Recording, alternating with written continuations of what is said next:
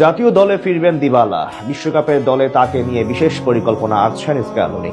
দলীয় কম্বিনেশনে নতুন এক পজিশনে দেখা যেতে পারে তাকে। আর রোমা জাদুকরী আগামী বিশ্বকাপে হতে চলেছেন স্ক্যালোনির টার্ন কার্ড। বিশেষ সব পরিকল্পনা রাখবেন বা পায়ের এই ফুটবলারকে ঘিরে।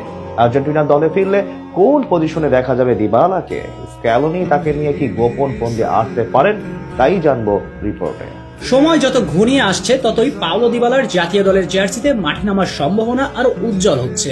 আপনি বলতেই পারেন দিবালা তো ইনজুরিতে দীর্ঘদিন মাঠের বাইরে, তাহলে কিভাবে ফিরবেন তিনি আবার জাতীয় দলে? কিংবা স্কালোনির বর্তমান দলে তার প্রয়োজনীয়তা কতটুকু? ফিরলেই বা তার পজিশন কি হবে? সব প্রশ্নের উত্তর খোলাসা করা যাক, চলুন। দিবালার জাতীয় দলের প্রয়োজনীয়তা অপরিসীম। দিবালা এখনো আর্জেন্টিনা জাতীয় দলের অপরিহার্য অংশ, কেননা অভিজ্ঞতায় টাইটম বুর্জে রোমা তারকা ক্যারিয়ারে খেলেছেন দুটি বিশ্বকাপ, বিশেষ করে কাতারে বিশ্বকাপের ফাইনালে অত্যন্ত গুরুত্বপূর্ণ সময়ে স্নায়ু বিভৎস মুহূর্তে মাঠে এসেছিলেন, যে অভিজ্ঞতা আগামীর বিগ ম্যাচগুলোতে কাজে আসবে আকাশী নীলদের জন্য। বিশেষ করে ফ্রন্ট লাইনে যে মারিয়ার মতো অভিজ্ঞতাকে পাচ্ছে না স্কালোনি, তাই দিবালার অভিজ্ঞতা ব্যবহার করতে পারবেন আর্জেন্টাইন ওস্তাদ। বিশেষ করে নকআউট ম্যাচগুলোতে শেষ 15 থেকে 20 মিনিটের জন্য তিনি হবেন তুরুপের তাস, তাই তার প্রয়োজনীয়তা অপরিসীম।